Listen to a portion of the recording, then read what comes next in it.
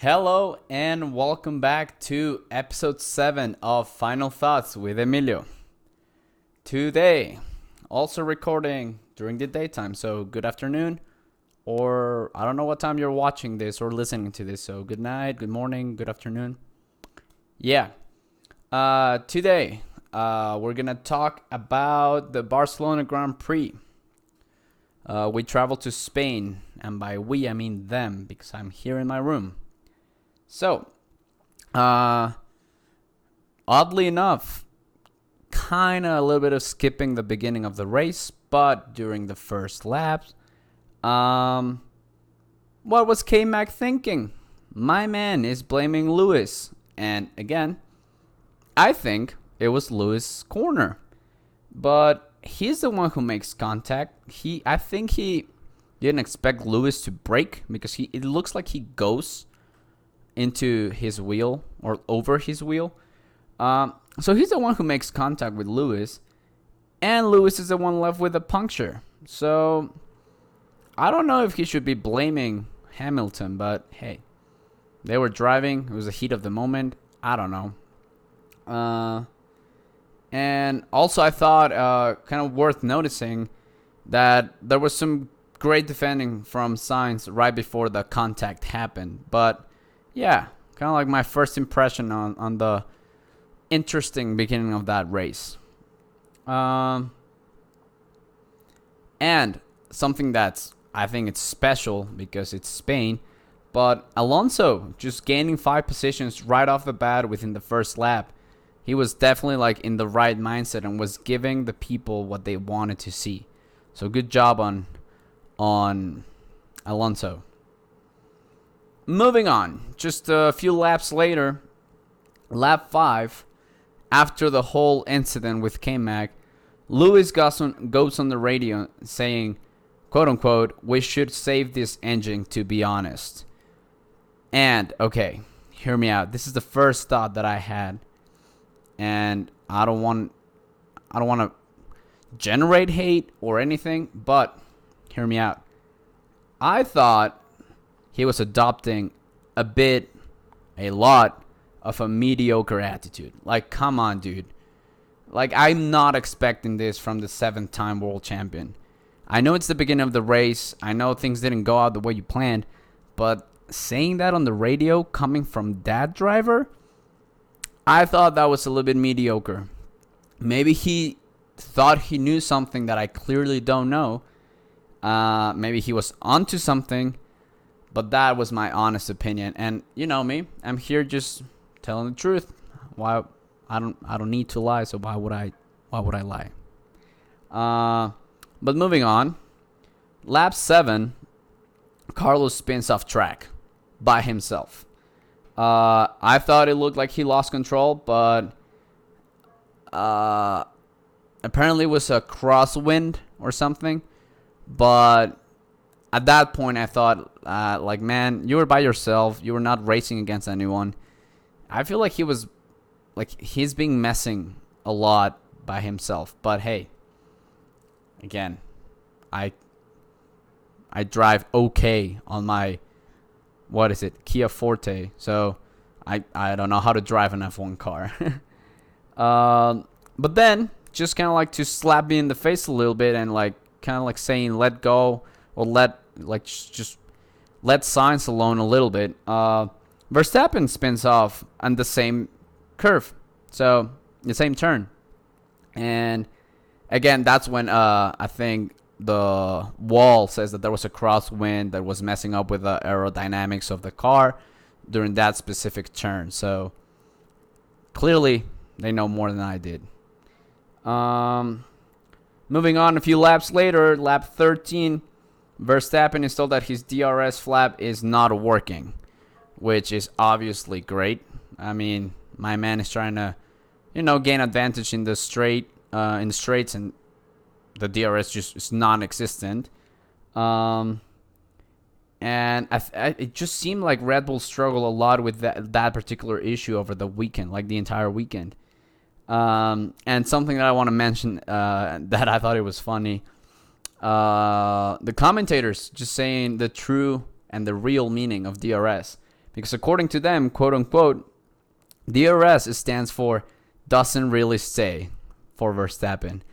And I thought it was pretty funny. I don't know if that qualifies as a dad joke or if it was just clever, but it made it to the show because I chuckled. So, yeah, thank you. Thank you, guys. Then, taking a jump to lap 24, we finally see some racing between Max and George. I think they mentioned that we haven't seen them fight a lot. I mean, given that Max has been ahead for most of the time or out of the race. But we got to see some good action, and we got to give George credit for his defense skills up until lap 25. That scrap, that battle, I thought it was pretty clean. They respected each other, and it was entertaining. So credit to George. Again, it seems like every episode I end up saying something kind of nice about George. So that's my nice thing for George this episode. Maybe the first of many. I'm not sure. And then I got to mention the Mexican Checo in Minister of Attack mode, just fully on activated when he quote unquote says, "Get me Max out of the way so I can overtake quickly." Maybe it was slightly different. I cannot type that fast, so sorry about that. But I thought Checo was being an absolute savage, which by all means, he did have a better pace, and Max had the chance to overtake George earlier. And had quite a lot of opportunities. So Checo was like, "Yo, just get out of the way so I can give it a shot." Worst case scenario, it doesn't work, and then you swap back, right? But I thought that was absolutely savage, and I loved it. And by the way, it took me a minute, but talking about Leclerc, this man was having a great race. I think he was like ahead by a lot. He was driving nice. I don't think the TV was even on him because he was just like going on his own race. And then lap 27 comes around, and he's going extremely slow. And I was devastated. I wanted that man to win. I still want him to win the World Championship this year, so it makes sense that I was devastated due to his power issue. His reliability wasn't great, so no power means no race. DNF for my man Leclerc. And it was just it just angered me a little bit because he was just having a fantastic race. By the way, I'm going to say it here because I've said it outside and not in front of the camera, but the only man that can take the World Championship and I can still be happy as fuck, it's Checo Perez. That's it. If Leclerc doesn't win it, it has to be Checo. I don't care how it happens, but if it does, we're celebrating. National party. We're making it a national holiday. That's just the way that it's gonna happen. So yeah, just kind of want to have that on record. Then what happened?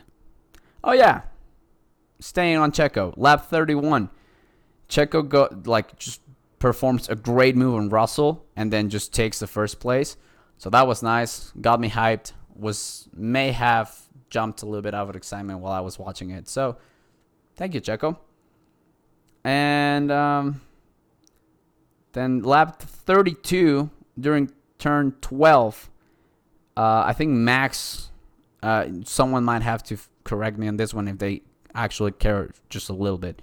But there was an unexpected overtake on the outside. I think the guys narrating said like you don't see a lot of overtakes on that particular corner. So it looked smooth as water. So smooth ass. I don't know English, right?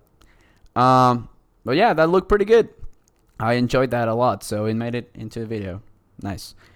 I know the drivers are waiting to get all their moves on my podcast, but you know what? Not all of them can make it through the filter, and this one did. So congrats. Then I thought it was worth mentioning that Alonso was having a good race going from last to P10 halfway through the race. So, again, he's giving the fans what they came, well, what they went to the track to see. So, always happy for that. It's always nice seeing people at their home race or their home country just performing well, because probably it's the pressure or the added pressure that they don't feel in theory, but I feel like most of the time when you're in your home race, you don't do great. But yeah, nice seeing Alonso having a nice time. Then by lap 47, Hamilton suddenly is in P5. And you know what? I'm going to say it. This literally just proved what I was saying earlier, that radio message was very off. Like, I thought it was just too soon, spoke too fast, thought too quick. He had no business saying that they should have just retired the car and saved the engine. But what do I know? Point is, P5, doing great. And then the dreaded, the awful team orders just saying to Checo that he should just move aside and let Max pass. And what I did enjoy a lot, like I was kind of like, okay, King, the Checo just turned on the sass to a full percent and was like, okay, it's not fair, but fine, and just let Max go. And I think he said it because he had not messed up the entire race. He was having a solid race. He was having a great drive. So I understand why he said that it wasn't fair. But to be fair, Max did have the pace. Like, yes, they were in different tire strats, and Max was flying. Like, I mean, as pissed as I was, he was quicker. Then lap 54, Mick got into P10, and I was excited for some potential points. But then at like lap 57, what's that, like 3 laps later, Tsunoda takes the chance away, and then we have pointless Mick once again, which, I don't know, it's kind of like a side note that we're waiting as fans, or myself, just waiting for Mick to get his first points. Lap 58, Sainz has a very nice overtake on Bottas, and then Hamilton, I mean, with the talent that he has and like everyone has, wastes no time and just also overtakes Bottas and gets ready to go on the hunt for Carlos. So that was a nice move from both of them, and I kind of always enjoy when I see Hamilton and Bottas kind of like just fighting amongst each other after the whole Mercedes dominance era. Moving on, lap 60, Hamilton made it look like he had an easy pass on Sainz, but I did watch that one on repeat and slow motion, and that was kind of beautiful. I mean, I don't know if it was hard. Again, I don't race clearly, but I thought it was a harder overtake than he made it look like. So that was nice for P4.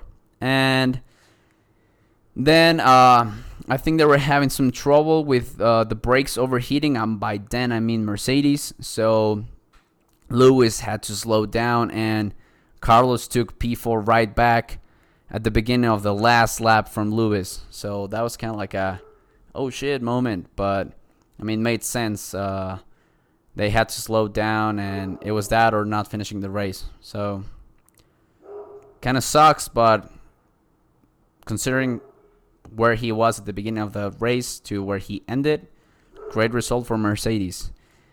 And yeah, just a 1-2 for Red Bull. Third place for George. Solid race. I don't think I have a lot of complaints like the ones before with the whole TV coverage and stuff. But yeah, everything went kind of well. Final thoughts. Again, George, what the hell, man? I think he is still, and I say I think because, again, I don't do a lot of homework for this. So I think he's still within the top 5 for all the races.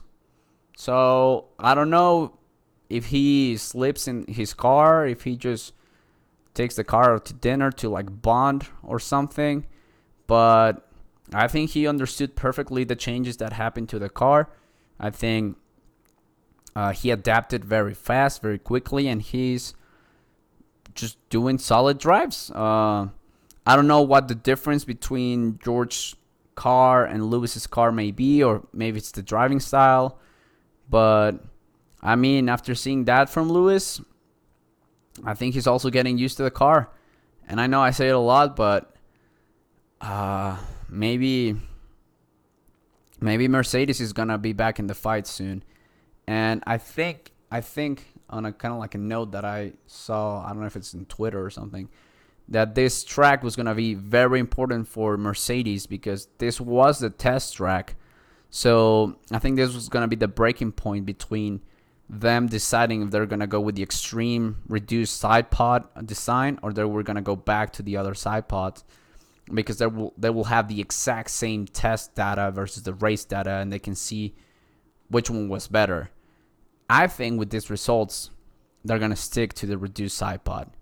But yeah, it's gonna be interesting to see the development of that, and having 3 teams maybe racing for constructors championships. Yeah. Besides that, kind of, I think my final thought, the drivers' championship difference just completely changed. Now we got a competition going on. I think after having like a 60-something point difference between Max and Leclerc, it's just gone now. So it's gonna be fun to have that excitement back and not just like Leclerc destroying the grid. But yeah, again, I want Leclerc to win, and the only man allowed to win the drivers' championship, if it's not Leclerc, it's gonna be Checo. So yeah, I'm done for the day. I don't think there was a lot going on in my head right now. So yeah, I liked it, enjoyed it. Looking forward to Monaco. Even though there are very 50-50 opinions on whether Monaco should stay, whether it's going to be boring or not. But hey, let's give it the benefit of the doubt. New cars on the track, not in. I think we're going to have something fun, hopefully. So yeah, if you made it this far, thank you very much. As always, I appreciate anyone and everyone who watches these videos and actually stays to the last. So thank you. And yeah, I'll see you next time for Monaco. And this was Final Thoughts with Emilio. Thank you very much. See you next time.